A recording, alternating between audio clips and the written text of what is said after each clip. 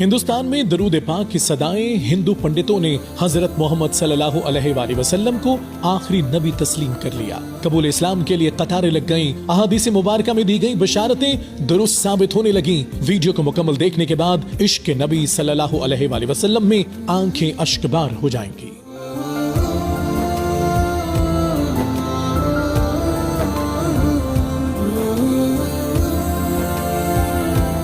हिंदुस्तान के मुख्तलिफ इलाकों में हिंदुओं के कई घरों में अल्लाहु अकबर, सुभान अल्लाह और दरूद पाक की सदाएं सुनाई देने लगी हैं। इस खबर ने दुनिया भर में तहलका मचा दिया है कि बेशतर हिंदू स्कॉलर्स ने शवाहिद के साथ हजरत मोहम्मद सल्लल्लाहु अलैहि वसल्लम को अल्लाह का आखिरी नबी तस्लीम करना शुरू कर दिया है। और हिंदू कौम को दावत दी जा रही है कि अपनी मजहबी किताब के शवाहिद के मुताबिक भी अब इन्हें इस्लाम कबूल कर लेना चाहिए, क्योंकि इसके अलावा अब उनके पास कोई रास्ता नहीं।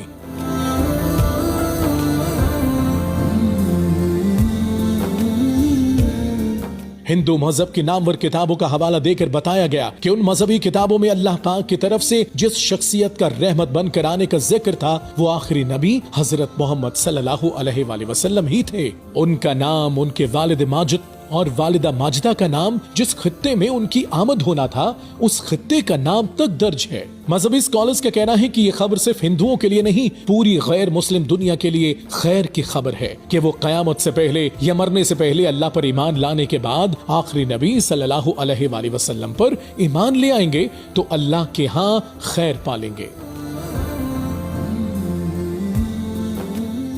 भारत में शाया होने वाली किताब काल के अवतार या कल के अवतार ने दुनिया भर में हलचल मचा दी है। इस किताब में यह बताया गया है कि हिंदुओं की मजहबी किताबों में जिस काल की अवतार का तस्करा मिलता है वो आखिरी रसूल मोहम्मद सल्लल्लाहु अलैहि वसल्लम बिन अब्दुल्ला ही हैं। इस किताब को मार्केट में आए कुछ अरसा हो गया है, मगर मुसलमानों ने इसका अबलाग इस तेजी से नहीं किया जिस तरह करना चाहिए था। इस किताब के मुसन्निफ पंडित वेद प्रकाश ब्राह्मण हिंदू हैं और वो इलाहाबाद यूनिवर्सिटी से वाबस्ता हैं। वो संस्कृत जबान के माहिर और मारूफ मुहक्किक हैं। पंडित वेद प्रकाश ने काल के अवतार की बाबत अपनी इस तहकीक को मुल्क के 8 मशहूर और मारूफ मुहक्किक पंडितों के सामने पेश किया जो अपने शोबे में मुस्तनद गर्दाने जाते हैं।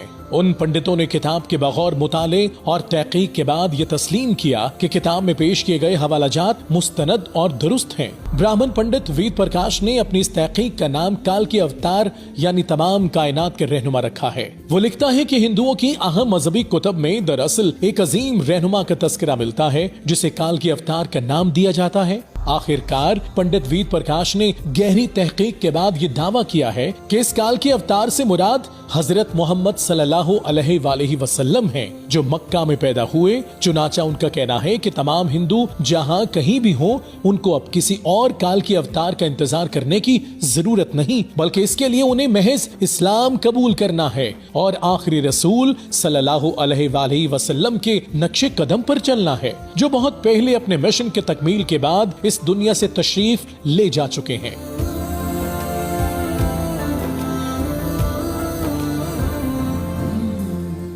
अपने इस दावे की दलील में पंडित वेद प्रकाश ने हिंदुओं के मुकद्दस मजहबी किताब वेद से ठोस दलाइल पेश किए हैं जिन्हें हिंदुओं की अक्सरियत ने कबूल करना शुरू कर दिया है। वेद किताब में लिखा है कि नंबर 1 काल के अवतार भगवान का आखिरी अवतार होगा जो पूरी दुनिया को रास्ता दिखाएगा। इन कलिमात का हवाला देने के बाद पंडित वेद प्रकाश लिखते हैं कि इस पेशगोई का इतलाक सिर्फ और सिर्फ मुसलमानों के आखिरी पैगंबर हजरत मोहम्मद सल्लल्लाहु अलैहि वसल्लम के मामले में ही दुरुस्त है।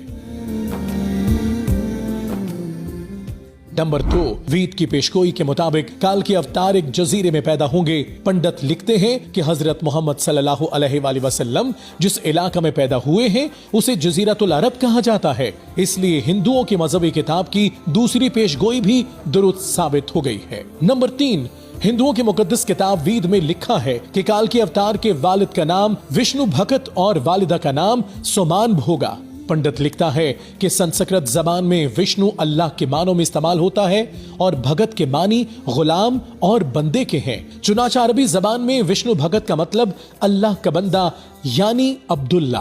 पंडित लिखता है कि आप सल्लल्लाहु अलैहि वसल्लम के वालिद के नाम की पेशगोई भी 100% दुरुस्त साबित हो गई है। नंबर 4 और संस्कृत में सोमान का मतलब अमन से करीब तर है जो कि अरबी जबान में आमिना होगा और आखिरी रसूल सल्लल्लाहु अलैहि वसल्लम के वालिद का नाम अब्दुल्लाह और वालिदा का नाम आमिना ही है।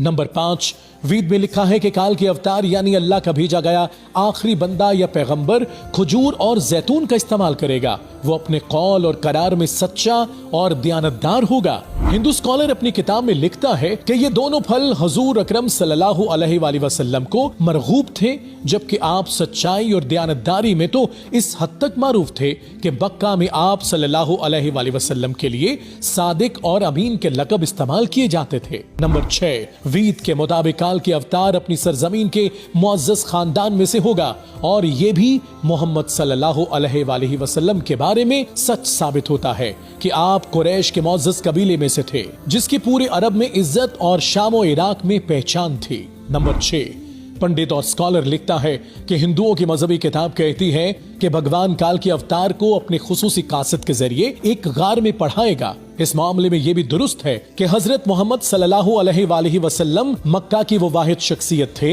जिन्हें अल्लाह ताला ने गारे हिरा में अपने खास फरिश्ते हजरत जिब्राईल अलैहिस्सलाम के जरिए वही भेजकर तालीम दी। वाज़ेह रहे कि पहली वही के पहले अल्फाज थे, इक़रा बिस्मि रब्बिकल लज़ी खलक़।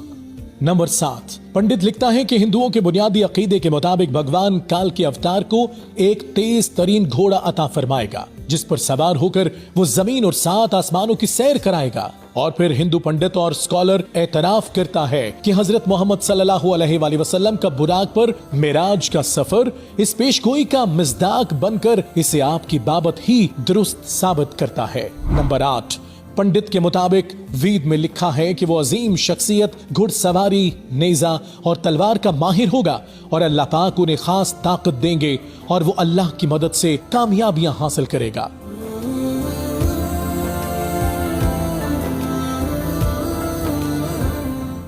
नंबर 8, अहम तरीन, पंडित स्कॉलर लिखता है अब वो अपनी हिंदू कौम को एक अहम नुक्ता समझाना चाहते हैं। हिंदू कौम एक ऐसे काल के अवतार के इंतजार में है जो घुड़सवारी और तलवार जनी के दौर में आएगा और फन्ने हरब में माहिर होगा।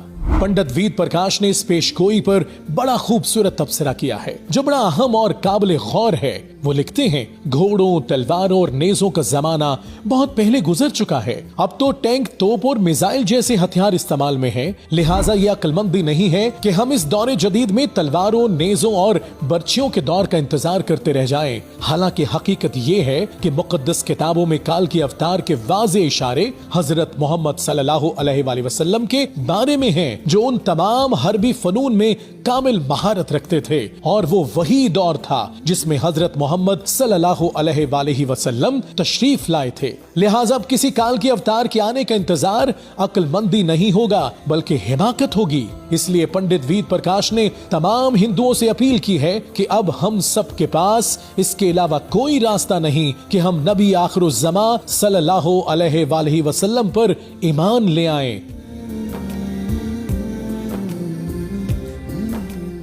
इस किताब को आए कुछ अरसा गुजर चुका है, लेकिन हिंदुस्तान से मिलने वाली इत्तलात के मुताबिक हिंदुओं के पढ़े लिखे दर्जनों स्कॉलर्स और मुतअद्दिद आम लोगों ने इस तहकीक और दलील के बाद इस्लाम कबूल करना शुरू कर दिया है। घरों में खुफिया और एलानिया दुरूद उस सलाम का जिक्र होता है और इस्लामी तालीमात को तेजी से पढ़ा जा रहा है। और मुसलमानों के अकीदा के मुताबिक नबी आखिरुज़्ज़मा की पेशगोई तेजी से सच साबित हो रही है।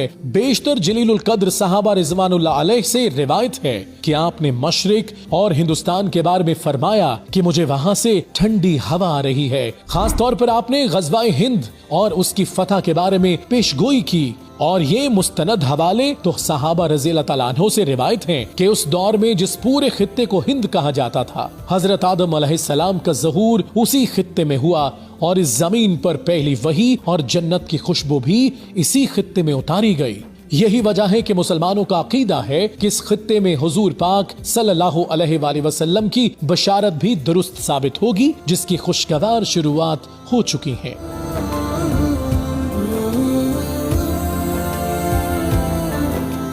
अब तो एक अमेरिकी रिसर्च इदारे की रिपोर्ट में भी एतराफ किया गया है कि 2050 तक भारत दुनिया में मुसलमान आबादी वाला सबसे बड़ा मुल्क बन जाएगा और वो इंडोनेशिया को पीछे छोड़ देगा।